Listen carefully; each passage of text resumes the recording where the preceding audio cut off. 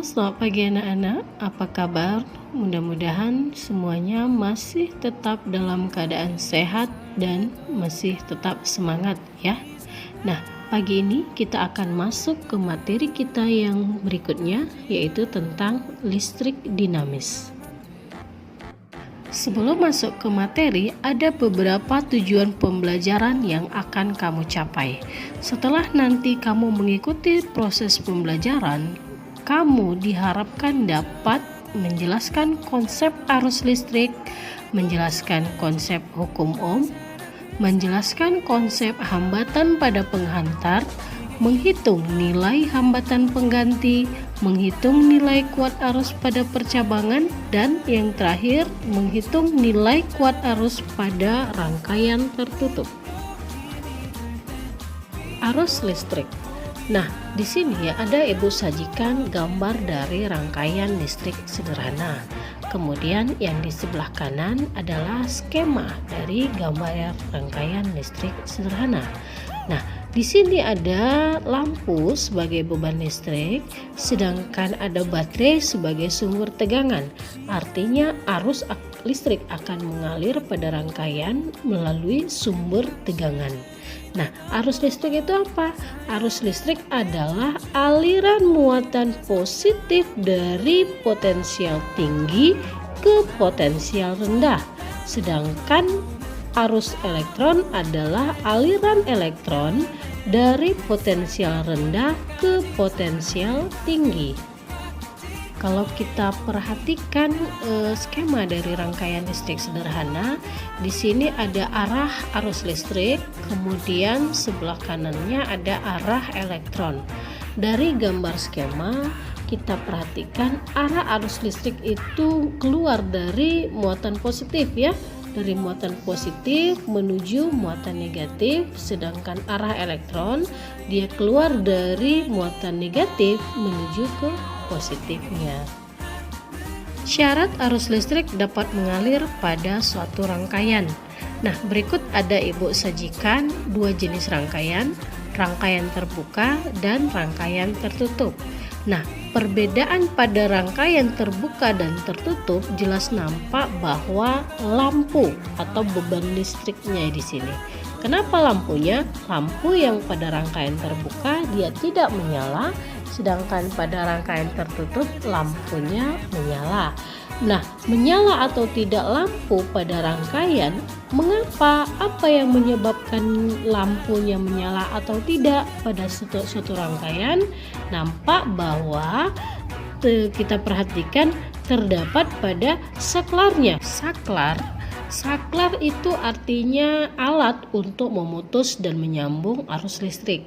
Jadi kalau kita perhatikan pada rangkaian terbuka, dia saklarnya masih terputus karena dia belum disambung. Sedangkan rangkaian tertutup, saklarnya sudah disambung pada rangkaian dan lampu pada rangkaian dia menyala karena saklar sudah ditutup. Artinya arus listrik sudah disambungkan pada rangkaiannya, sehingga beban listrik bisa menyala. Kenapa? Sumber tegangannya sudah bisa mengalirkan arus listrik pada bebannya. Itu dia. Jadi kalau pertanyaannya begini, dalam rangkaian apa agar arus listrik dapat mengalir? Tentu saja dalam rangkaian tertutup. Nah, syarat arus listrik dapat mengalir pada suatu rangkaian, yang pertama ada beda potensial atau sumber tegangan, kemudian arus listrik mengalir pada suatu rangkaian, dan yang terakhir ada hambatan listrik atau beban listriknya. Berikut adalah aliran arus listrik pada suatu rangkaian. Nah, di sini ada benda A dan benda B. Benda A berpotensial tinggi, sedangkan B bendanya berpotensial rendah. Nah, ada suatu alat atau bahan yang menghubungkan antara benda A dan benda B. Tentunya bahan tersebut harus berbahan konduktor. Nah, di sini katanya tadi benda A berpotensial tinggi. Artinya arus listrik mengalir dari benda A. Karena benda B berpotensial rendah, maka arus elektronnya yang mengalir dari benda B. Nah, ketika benda A dan benda B memiliki jumlah dan jenis muatan yang sama, maka kedua benda dapat dikatakan telah memiliki potensial listrik yang sama. Nah, arus listrik dapat mengalir pada suatu rangkaian apabila ada beda potensialnya. Artinya di sini dapat kita ambil kesimpulan bahwa syarat agar arus listrik dapat mengalir, yang pertama, bahan yang akan mengalirkan arus listriknya adalah berbahan konduktor dan memiliki beda potensial. Jadi secara matematis, untuk menentukan besarnya kuat arus listrik dalam suatu rangkaian dirumuskan I sama dengan Q per T, di mana I adalah kuat arus listrik, satuannya ampere, Q adalah muatan, satuannya coulomb, dan T itu waktu, satuannya detik atau sekon. Dan 1 ampere di sini didefinisikan bahwa besarnya muatan listrik sebesar 1 coulomb yang mengalir dalam penghantar selama 1 sekon. Contoh, sebuah akumulator pada kutub-kutubnya dihubungkan pada terminal lampu. Jika kuat arus yang mengalir pada lampu 0,5 ampere dan lampu dinyalakan selama 2 menit, berapakah muatan listrik yang telah melewati lampu? Nah, jadi dari soal bisa kita tentukan yang diketahui I sama dengan 0,5 ampere, I itu kuat arusnya, sedangkan waktu T dinyalakan selama 2 menit, 2 menit kita ubah ke sekon, berarti 2 menit sama dengan 120 sekon. Yang ditanya Q, berapa muatan listrik Q? Maka kita substitusi persamaannya, Q sama dengan I kali T, Q sama dengan substitusi harganya 0,5 ampere kali 120 sekon, maka Q sama dengan 60 coulomb. Nah, anak-anak, di sini ada Ibu lampirkan latihan kamu. Ada latihan untuk menentukan besarnya muatan listrik dari suatu rangkaian. Ini kamu coba selesaikan ya, Nak ya. Kita lanjut tentang pengukuran kuat arus listrik. Nah, di sini ada Ibu sajikan gambar skema dari rangkaian listrik sederhananya. Kemudian dari skema di sini ada Ibu gambarkan rangkaian listrik sederhananya. Nah, jadi di sini ada simbol-simbol dari dari alat-alat listriknya seperti amperemeter. Kalau dia gambarnya amperemeter, lambangnya di sebelahnya itu amperemeter, kemudian lampu lambangnya, kemudian kuat arus yang mengalir, tanda panah dalam setiap garis dari skema itu menyatakan kuat arus, lambang kuat arus. Kemudian ada saklar dan ada sumber tegangan atau baterai ya, lambang-lambangnya. Jadi itu untuk lambang-lambang dari suatu rangkaian itu upayakan kalian kuasai ya, Nak ya. Amperemeter adalah alat yang digunakan untuk mengukur kuat arus listrik. Nah, cara memasang amperemeter pada suatu rangkaian listrik disusun secara seri, artinya tidak ada percabangan. Cara membaca amperemeter. Nah, perhatikan gambar amperemeter berikut. Di sini ada tanda warna biru.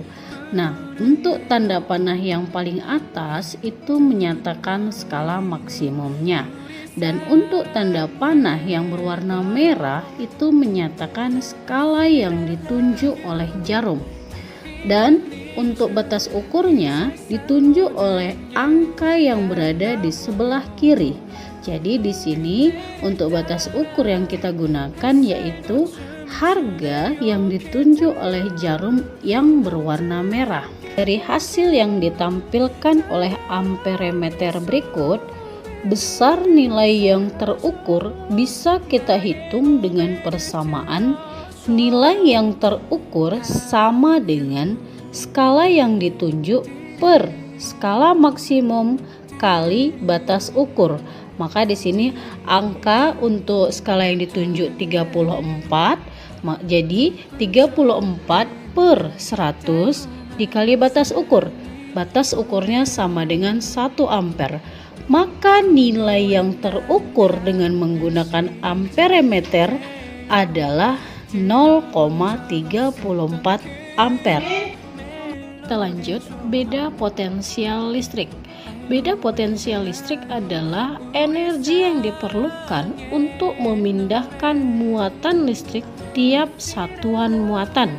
Maka secara matematis persamaannya V sama dengan W per Q. P itu artinya beda potensial punya satuan volt, W energi satuannya joule, sedangkan Q dia muatan listrik satuannya coulomb.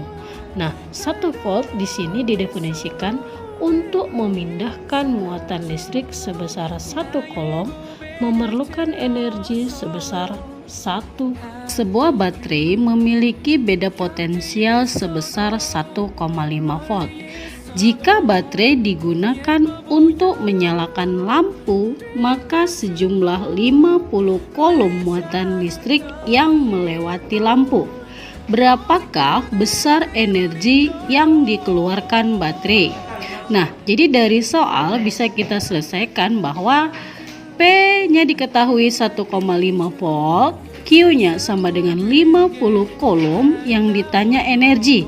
Energi simbolnya W. Maka sesuai dengan persamaannya, W sama dengan V kali Q, kita substitusi harganya.